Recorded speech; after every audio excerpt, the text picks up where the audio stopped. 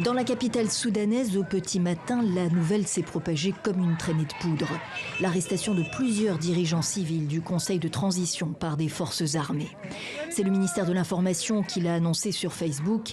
Après plusieurs semaines de tensions et une tentative de coup d'État il y a un mois déjà, certains dénoncent l'action du général Bourhan. Ce que fait l'armée, c'est trahir les civils sur tous les fronts. Tout est clair maintenant pour le pays tout entier.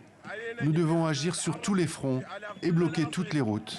Un apparent coup d'État dénoncé comme tel par l'Association des professionnels, l'un des fers de lance de la révolte de 2019.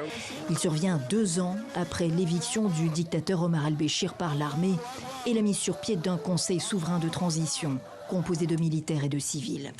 Abdallah Hamdok, l'ancien économiste de l'ONU, devenu Premier ministre, a été arrêté et emmené vers une destination inconnue, selon le ministère de l'Information. Il a appelé les Soudanais à protester par tous les moyens pacifiques possibles. Washington, la Ligue arabe, l'Allemagne et la France font état de leurs préoccupations et appellent au respect de l'intégrité des personnes comme des accords conclus vers un transfert du pouvoir aux civils, puis des élections libres en 2023. La transition vers un régime civil se poursuit, affirme le général Bourhan à la mi-journée.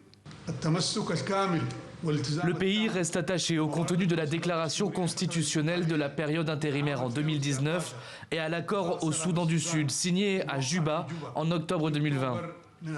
Pourtant, le chef du Conseil souverain annonce également ce lundi l'instauration de l'état d'urgence et la dissolution du gouvernement actuel au profit d'un gouvernement représentant, dit-il, tous les Soudanais. Il met en avant les conflits apparus entre militaires et civils. Depuis 2 semaines, les pro-civils et les pro-armés étaient redescendus dans les rues de Khartoum, chacun défendant son camp.